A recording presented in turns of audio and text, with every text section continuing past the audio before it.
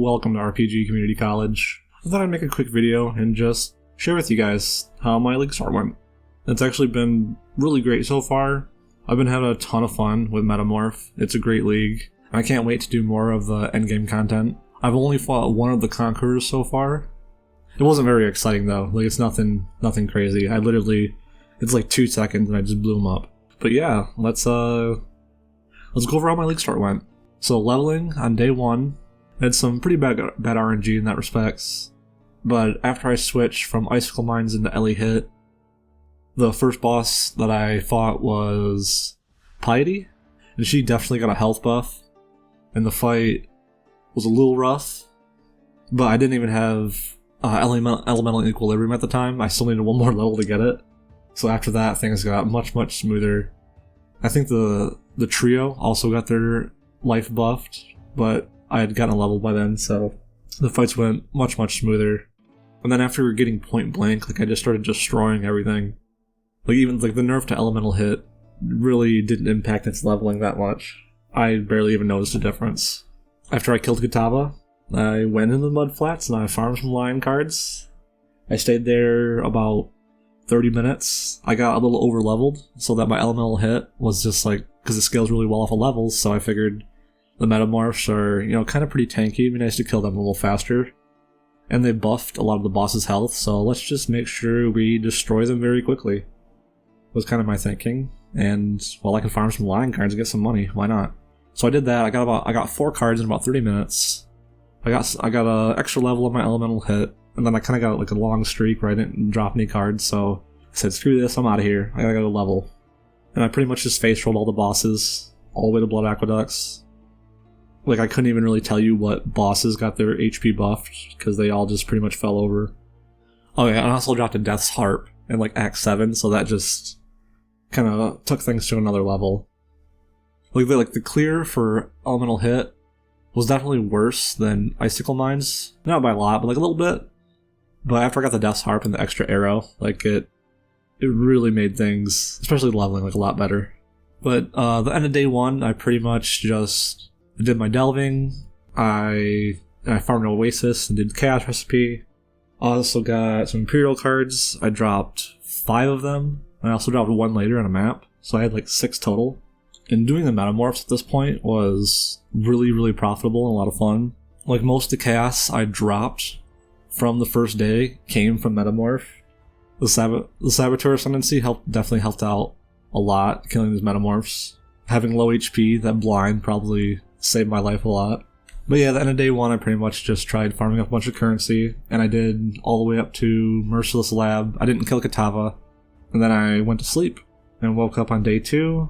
I took the chaos I'd gotten from farming an Oasis and doing Chaos Recipe, and I sold off my land cards for a chaos apiece, and then I bought gear so I can go start mapping. I got 3.5k effective HP, capped my resistances, and then went and killed Katava and started mapping early on, right in the pretty much 30 minutes after I logged in. And I had some insane RNG in day 2. This is easily this is the best league start that I've ever had in Path of Exile. For starters, I got 3 Exalt drops. That's crazy enough as it is. I dropped Astromanus, and I rolled 98 to all stats on it. And then I went and sold that for 40 chaos, just within 10-15 minutes someone bought it. They definitely got themselves a deal, and I scammed myself. But I needed the chaos so that I can go and buy Bowyer's Dream cards, which early in the morning were selling for 5 chaos apiece. I bought the first 2 cards for 5 chaos, the next one for 7, the next one for 8, and then the last 2 for 10. So I ended up making a full set of Bowyer's Dream for 45 chaos, and I was able to get a 6-link Harbinger bow the second day of the league I was playing in. And then I basically took all of the currency that I got from mapping and doing Chaos Recipe and put it all into Orbs of Annulment. As you can see here, I got 12 of them. I bought all these for 5 chaos apiece. I'm just waiting for them to go up so I can sell them off and cash out, probably in a couple days. And I got pretty lucky crafting this Harbinger bow. I alterationed until I hit +1 to all gems, and I figured, alright, I'll keep it. It's like the middle ground in between like +1 to socketed bow gems and +2. Because like it's gonna boost up the levels of all my support gems as well. And this has a lot of really good support gems actually with it. Like a lot of more damage multipliers. So I figured like, alright, like it's good enough to keep. Then I ogged on the base crit chance. And I was just like, yes. I was like, I'm definitely keeping this bow. And then I reeled down the crit multi and like, I just like jumped up and started cheering. It was awesome. I've never been this lucky before crafting an item. Then yeah, I'm able to just throw mind damage on there, and I got myself like a pretty amazing bow. Especially for this point in the league. Like, I couldn't honestly ask for much better than this, especially for my build. This is perfect. And the next item I got really lucky on is my belt.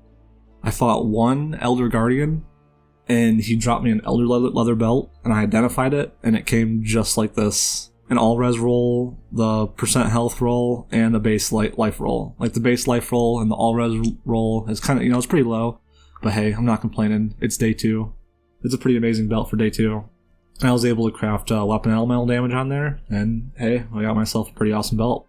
And I'll link to my profile down in the description if anyone wants to like follow my character as it progresses and like see what kind of gear I have and what I'm using and whatnot. But yeah, the Metamorph League has been very, very kind to me. I'm having a ton of fun. My goal is definitely to kill the Awakener this league.